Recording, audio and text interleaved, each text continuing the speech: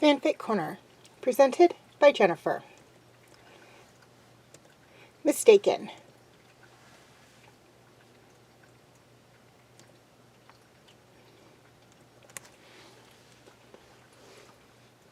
Hunter hauled a heavy backpack full of supplies that Tech had sent him to fetch. Ever since Wrecker didn't handle the ship with enough care, Tech wouldn't stop pointing out how he would need all new parts. Hunter finally couldn't take his complaining anymore, and he agreed to go first thing in the morning to find them. Luckily, they had just enough credits to buy what was needed. "What planet are we going to next?" Omega chirped from behind him. She had insisted she come along to keep him company, but he knew she only wanted an excuse to explore the new city. Not sure.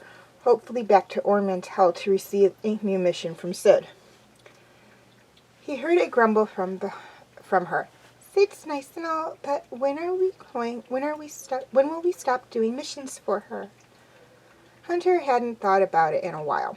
Sid was the reason they were surviving. Pulling so many jobs made them enough to eat, pay for ship repairs and fuel. Then again, Sid was also the reason they were caught up in the whole mercenary business in the first place. In all honesty, he didn't know how they would get out of it, which scared him. "One day, Omega. Let's just focus on one thing at a time," he said, leading her through the crowd.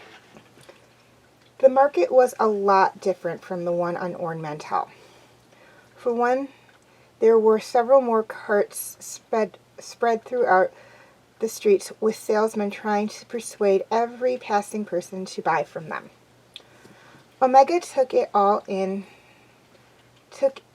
all the new place had to offer. Though it wasn't nearly as interesting as other places, she loved seeing the small trinkets hung up for all to see. One cart in particular caught her attention. A necklace with a silver skull pendant drew her in. "Hunter, look!"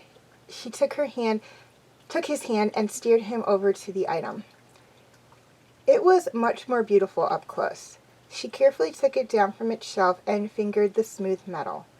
"It matches your armor," she said, holding the piece of jewelry up. "Yeah, it sure does." Hunter smiled down at her. "You're in luck. That necklace is on sale," the female Taruga who was in charge of the small shop commented.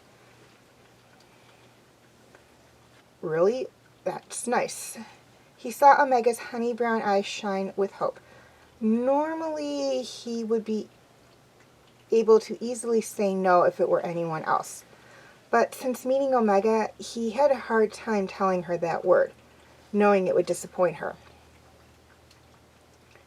"How much is it?" 2 credits. "All right, Hunter and I, why don't you go and try it on, Omega?" He pointed to the small mirror on the setup. "Thank you, thank you, thank you," she squealed, jumping up and down. The Taruga chuckled to herself. "Your daughter is adorable," she said, taking the credits from him. "What?" Hunter barely registered the word.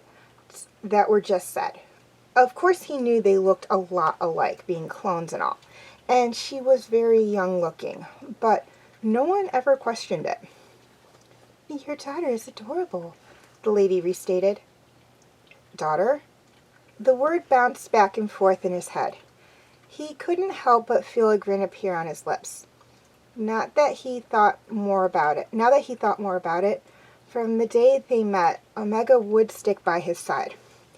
Out of everyone else in the batch, she sought him out first. The realization was triggered by those few words. Words he didn't know would cause him so much joy. "Yeah, she is," he answered back with pride.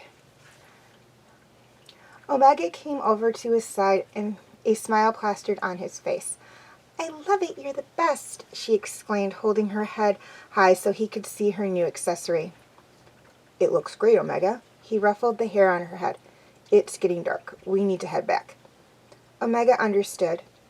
"Thank you, miss," she politely said to the woman before going over to the mirror. The Truga gave Hunter a smug smile. "Seriously, you're a good father. She's lucky to have you." Hunter felt himself blush. He really was abler, wasn't he? "Thank you. I'm the lucky one." He walked over to Omega and placed a hand on her back. "Ready?"